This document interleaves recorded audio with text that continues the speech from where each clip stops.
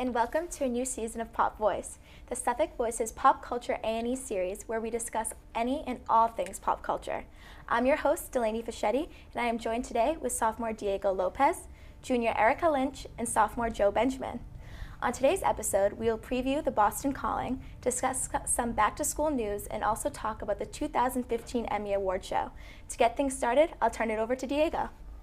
Yeah, so this weekend, Friday, Saturday, and Sunday, Boston Calling is going to be happening in Government Center, and it's going to have all the indie bands you've kind of heard of, like Alt J and the Yvette Brothers, and Of Monsters and Men, Hosier, lots of stuff like that. So yeah, it's pretty exciting. Quite a few people are going. But like I said, though, one of the things a lot of people have been saying is none of the bands that are there this year are really that like huge. Mm-hmm. Like last fall we had like Lorde and Gambino, and that was stuff that like a lot of people were excited for.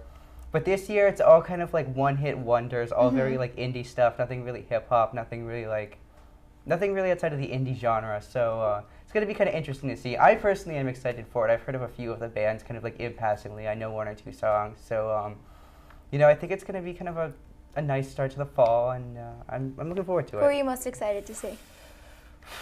That's a good question.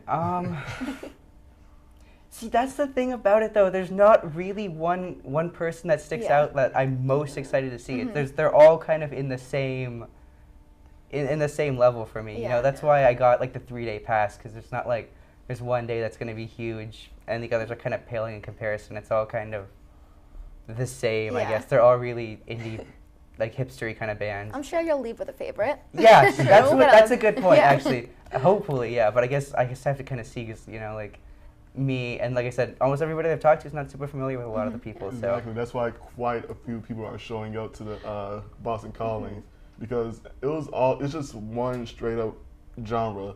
It's only the indie rock genre, and there's nobody. There's no Lorde, there's no Gambino, there's no like Tub. Act. There's no act. Yeah. I definitely think it'll be interesting to see the turnout. I mean, I don't know how many people there were last year, but last year compared to this year is definitely a difference. I would have said that I would have gone more last year than this year, so that will be very interesting to see. I totally agree with that statement. Well, on the plus side, they're serving Tasty Burger. They are? Yeah. Okay. Like for free? No way. Well, I don't know for free, but it's like, I just know it'll still be there. Yeah. It'll be free. That's cool. That's like the most exciting part now. Like, that's something to look forward to. Cool, yeah. I hope Tasty Burger has like the main act or something. I know, that's like, I would definitely go. I know, like that makes me want to go more now. Like that was a smart little marketing move for them. Yeah, cool. Well, I'm sure you're gonna end up having an amazing time. I'm sure I will. Yeah, I'm looking forward to it. I wouldn't have paid for the tickets if I wasn't going to. So. Yeah, I was like, if I had to cover it, I would go. And like, if it's for free, I would go. But I wouldn't, put my hard-earned my money into there. I completely agree with that. If it was free, I think I would be more likely to go. But it does make sense that you do have to pay for it. It's not terrible. Like $200 for 3 days isn't bad. Like there's people who pay like $400 to go see Taylor Swift. True. So, that's true. That's I mean, it's not awful. Those are what you call crazies. Very true. So we are now going to take our first break. When we come back, we're going to talk about some new exciting things that happened to Suffolk over the summer. Welcome back to Pop Voice. Recently, Suffolk has been doing some major things in and out of campus. And for some awesome updates, we're going to turn things over to Erica Lynch. So, as you all know, we're back on campus, and there are a lot of things that are going to be happening very soon. Tons of auditions. We have SUDC, Wicked, Rampage, Ramifications. The list goes on and on. So what clubs and organizations are you guys in that we could talk about? Suffolk Free Radio. What's up, peeps? Gotta give them a quick shout out right quick. We're doing good. We're starting things up very soon. I think all of the DJs are going to do their shows this week, so we're definitely looking forward to that. And of course, the Suffolk Voice. Yeah, Suffolk Voice, which you should all join. I feel like this show would be happy if I said that. Yeah, I mean, I'm part of SUDC, so the Suffolk University Dance Company. We are having auditions on Sunday, so any new freshmen, transfer students. I was a transfer and auditioned my sophomore year, so And It's really great. I'm in Her Campus, which everyone should get involved with too. It's an online magazine for girls. Where could you go wrong? You guys Very can true. still try. Yeah, I'll give it a shot. You never know. Yeah. All right. And speaking of new things on campus, what do you guys think about Somerset, her new building? Well, I'm not a fan of change, but this is a good change. I like it. I think it looks really good on the outside. The inside's a little barren. It's like little something trying to be Yeah. edgy. And No, I like, think they just ran out of cool. money, didn't they? Like, how like doesn't look finished on the inside. I'll compare it to this. Suffolk was trying to be Hillary Clinton and try to be all all cool and stuff like that, but in the end, it's just like it's not working. You It know. looks really good on the outside, though. I mean, it is really nice to have the new building and the caf downstairs. The It's caf is nice, awesome. yeah. So it's also a good home for clubs and organizations that Yeah, I've only don't been have in the best basement. space. Yeah. Yeah, I've only been in the basement trying Somerset, but Yeah. I guess it looks nice. Exactly. Yeah. And I mean, the thing was that they were selling Donahue and Archer, Mm-hmm. which technically they did sell it, but we're like tenants in there right now. So fortunately, we do have it until the end of the school year, so May or June.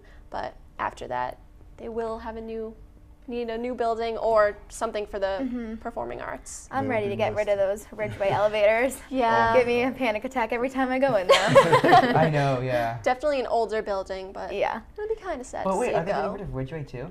Yes. Or Oh, Ridgeway? no, not Yeah, Ridgeway. I thought they were keeping that Just one. Donahue Yeah, and Archer. Yeah. Oh, well, I guess I'm gonna have to.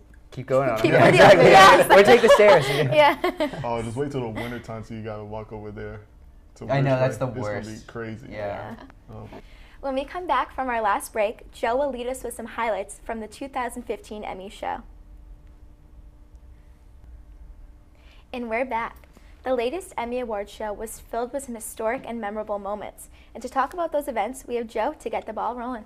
Yeah, there was a lot of great things that happened for the latest Emmys Awards. Andy Samberg did great. All the speeches were phenomenal. All the clothes were on point. And just start off, yeah, Andy Samberg, he was pretty good. I liked his opening monologue. And plus there was another little skit in there.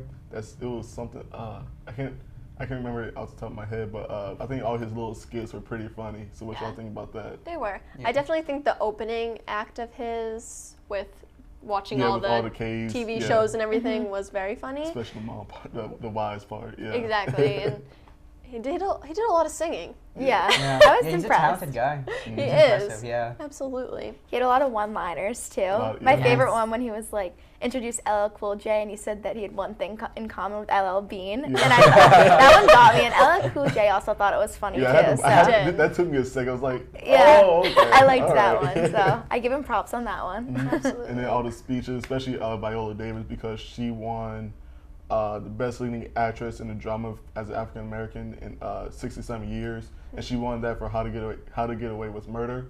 And it was John Hamm. He won all these awards for Mad Men, and plus with the Daily Show with Jon Stewart, because that was his last season. So Yeah, they he racked swept up. that. Yeah, He they really- swept everything. I definitely so. think Viola deserves that award. If you watch How to Get Away with Murder, she did amazing. Mm-hmm. One of my new favorites that past fall, and also her speech was so beautiful. Yeah. It It really, was. Yeah. it really caught the emotion of the audience, which I think is really important for a speech And like also that. Amy Absolutely. Schumer's speech. Yeah.